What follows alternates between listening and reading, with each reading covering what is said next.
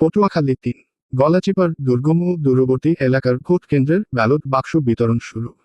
মহজসিম উদ্দিন, গলাচিপা, পটুয়াখালী। ত্রয়োদশ জাতীয় সংসদ নির্বাচন ও গণভোট অনুষ্ঠিত হচ্ছে আগামীকাল।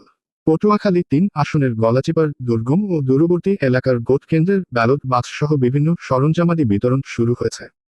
সংশ্লিষ্ট প্রিজাইডিং অফিসার, সরকারি প্রিজাইডিং অফিসার, পুলিং অফিসার সহ আইন শৃঙ্খলা বাহিনীর সদস্যরা ভোট সকাল থেকে ভোট কেন্দ্রে তারা রওনা দিয়েছেন। মঙ্গলবার সকাল 11টা থেকে সরকারি রিটার্নিং অফিসারের গলাচিপা কার্যালয় থেকে ভোটের এসব সরঞ্জামাদি সংগ্রহ করছেন তারা।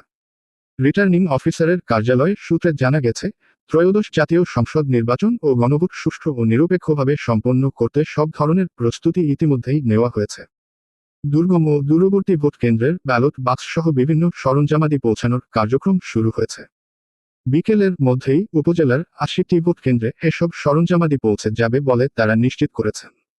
গলাচিপা উপজেলা নির্বাচন অফিস সূত্রে জানা গেছে, পটুয়াখালী ৩ আসনে মোট প্রার্থী ৫ জন। এরা হলেন বিএনপি সমর্থিত গণ অধিকার পরিষদের ট্রাক মার্কার প্রার্থী নুরুল হক নূর, বিএনপি বিদ্রোহী স্বতন্ত্র খোরা মার্কার প্রার্থী হাসান মামুন, জামায়াতে ইসলামীর দাড়িপাল্লা মার্কার প্রার্থী মু. শাহ আলম, ইসলামী আন্দোলন বাংলাদেশের হাতপাখা মার্কার প্রার্থী মাওলানা আবু বকর সিদ্দিক ও স্বতন্ত্র জাহাজ মার্কার প্রার্থী এস এম ফজলুল হক।